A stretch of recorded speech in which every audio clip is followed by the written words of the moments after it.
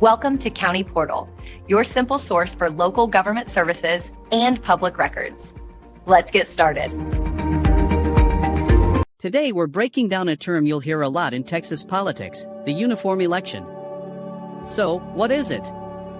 Simply put, a uniform election is one of the four specific, preset dates each year on which most local elections in Texas are required to be held.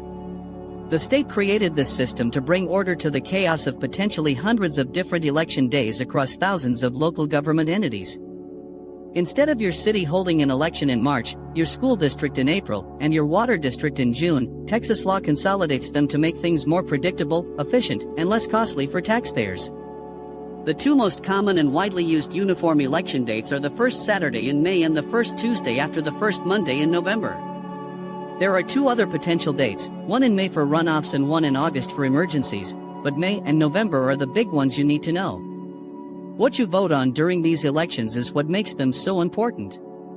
This isn't where you typically vote for president, governor, or U.S. senator, unless it's the November date in an even-numbered year. Uniform elections are all about your local community. You'll be voting for your city council members, your mayor, and your school board trustees. You might also see propositions to approve bonds, which is when your city or school district asks for your permission to borrow money to build new schools, fix roads, or improve parks. Another huge item, especially on the November ballot, is constitutional amendments for the Texas Constitution.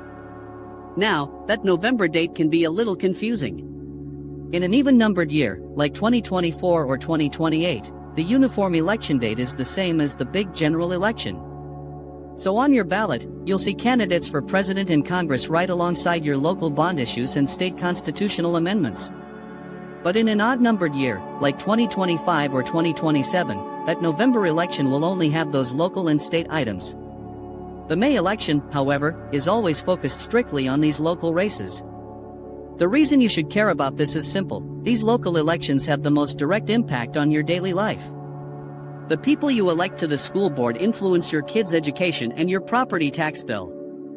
The city council members you choose decide on zoning, public safety, and local services. Voter turnout for these uniform elections is often extremely low, sometimes in the single digits. That means your single vote has a massive amount of power and can literally decide the outcome of a race or the fate of a multi-million-dollar bond project that will affect your community for decades. So, a uniform election is Texas's way of organizing its countless local elections onto a predictable schedule, making it easier for you to know when to vote on the issues that hit closest to home. Thank you so much for watching and for taking the time to understand how our local government works. If you found this video helpful, please give it a thumbs up, leave a comment with any questions, and most importantly, hit that subscribe button